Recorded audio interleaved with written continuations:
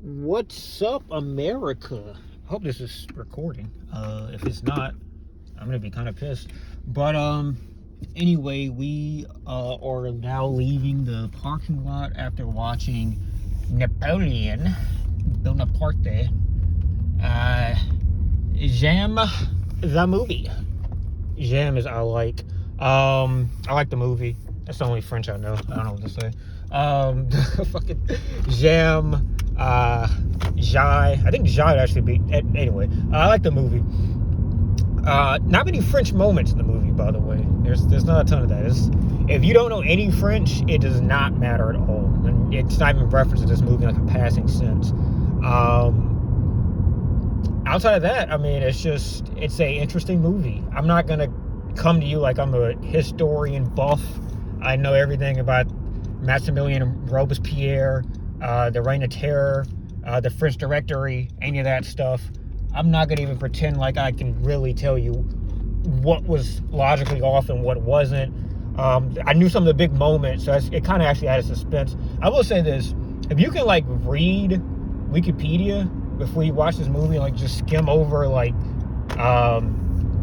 the end of the French monarchy, the Reign of Terror, and just the big moments in Napoleon's life, it adds value to know like what these moments mean, because I feel like in parts some stuff just doesn't get highlighted enough. Like I will say, like the Battle of Waterloo, you can obviously tell like, okay, you're kind of fucked Bonaparte. There's a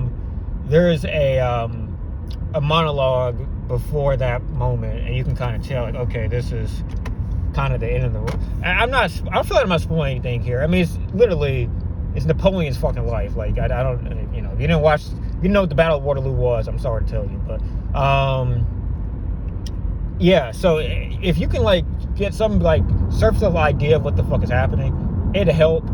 And there's some moments that like you probably will, even if you like read Wikipedia, you'd still be surprised by. Like I didn't know anything really about Vanessa Kirby's character there. I forgot her name already, but Josephine.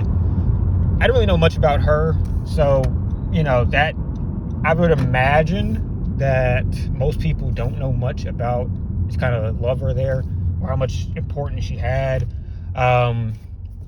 It's honestly more of a lighthearted and at times comical kind of analysis of Napoleon's character than I would have expected. I think Ridley Scott did 300, I want to say, or one of those Gladiator, one of those movies. And it was interesting, knowing the tonality of those type of movies, that he very lighthearted in this. But I saw his comments and how people were being like, kind of like, hey, this is logically a fallacy. A lot of these moments, kind of the way that you depict them, and he's like, oh, I don't give a shit, It's more or less, that's pretty much how he responded to any kind of critiques about the inaccuracies of this movie. So once I saw that, I kind of had general expectations of some very wonky moments in this, and I was pleasantly surprised. I know one of the moments people surprised or complained about was as insane to see as I thought it'd be. There's not too many like graphical shots that are crazy to me in this movie, honestly. Like there's some moments of war as you would expect in a Napoleon movie, but the moments of war, like if you've watched any of the recent huge military movies, I mean, it's going to pale in comparison here. I think the movie excels in peer-to-peer dialogue, I would say. It makes you really care about Bonaparte, which is kind of the premise of the movie. Actually, I think it does a really good job, Vanessa Kirby's character. I like Josephine a lot, and kind of wish that even though this is clearly like a Napoleon flick, like I actually cared about Vanessa's character outside of Napoleon's kind of circles.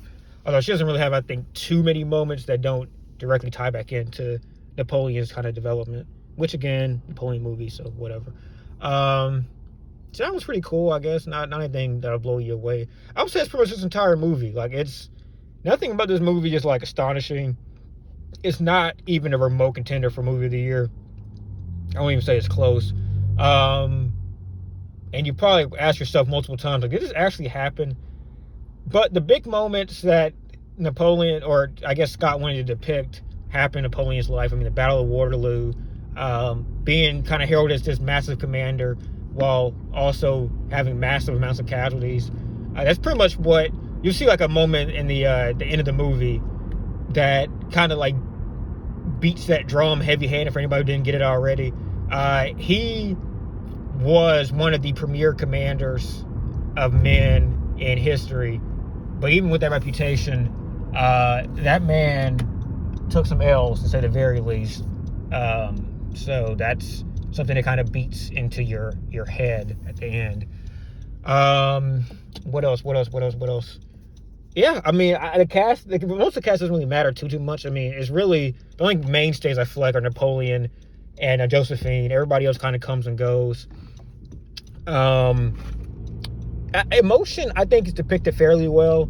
Although sometimes, like, it's just not a serious enough movie, I think, to where, like, the downtrodden moments hit the way that I think they should. Like, when you get to a point where Josephine's character, Josephine is supposed to be, like, real solemn and kind of beaten down by the departure of Napoleon, one of his, trips, one of his many trips. You really don't feel it, because I guess you could look at it two different ways, because I don't know if Josephine ever is like looking at Napoleon as more than like an advantage to her life, which I got to the conclusion by the end of it that she really did like love the guy to some degree, like real love. Like, it wasn't just he was a means to an end to get her life kind of elevated from what it was. I feel like there was some level of actual love there by the end of that movie. So it's convoluted. It's not just black or white, I guess. It's a little gray. And then Napoleon, by the same token, I think he really did love Josephine, but there's some kind of career goals that he's seeking that she just doesn't allow him to kind of achieve. And he kind of drops her, but, I think it's kind of easier to see the case with their relationship from the perspective of Napoleon. Like, he really does love her, but just some things that are blocking his true destiny, as he would put in this movie. It's about a 2 hour and 15-ish movie, something like that.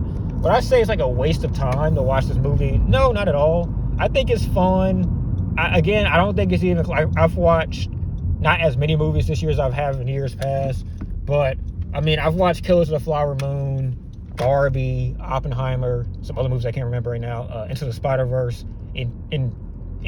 Across, I don't know, one of the Spider-Verses. Was that last year? That might have been a last year movie. Anyway, it's not even close. Like, it's not even like in the same realm as any of those movies. But it's a good time, and I think sometimes, even though big director, big budget, two stellar actors, I just actively pray at this point that they confirm Vanessa Kirby as Sue Storm after watching this movie, because she definitely knocked that out the park, and I think she could do Sue Storm pretty fucking easily. But yeah, I mean, sometimes you just gotta. I think it's what like normalcy feels like at the movies. Like, we've been to this point where you only got the low budget indie movies, the A24 productions that shock and surprise, or you've had the massive Marvel blockbusters that are supposed to steal the show and make billions of dollars. I think the real return of cinema is those in-betweens. Like a movie that is trying to, achieve some level of critical success, probably more commercial success, but also big budget, good time. Kind of like I think what Oppenheimer kind of brought back to the cinema, just the screen. Like, I really think that a movie like this probably deserves to have a spot in theaters, and would have definitely been, a movie people came out to watch decades ago. But I think we've been in such a binary recently that movies like this, even Killers of the Flower Moon, those type of movies kind of bring back a certain feeling of, I don't want to say like the middle ground, but something close to that. It kind of feels like I'm negating some of the appeal or the power of this movie. I'd say like a middle ground, but it really is. It's just a spot that is neither Star Wars or Marvel or Transformers. It's also it's not. What's the hell is that movie that won every single award last year? I can't believe I forgot about it. It was my favorite movie last year. Anyway, that movie, directed by the Daniels, Everything Ever All at Once. It's neither. It's somewhere in between, and I enjoyed it. I'd say, like, if I had to give it a rating of 3 out of 5 out of 5, I mean, 7 out of 10. I was never, like, really wowed, but I did like my little amounts of historical knowledge kind of came into play in a few moments, and I really wish that Scott could do a Mao Zedong movie. China would never let that happen. A Hitler movie. I'm not sure. I think Germany would be a little bit uninterested in that coming out. Or a Stalin movie, and I don't think Russia will like that. I don't think either of those countries would like that movie to come out if it's going to be tonality of this movie. Although I think Germany would care the least, because usually, like, anything that comes out about Nazi Germany is shitting on Nazism, and usually they're pretty up for that. So that's about it. Bonaparte.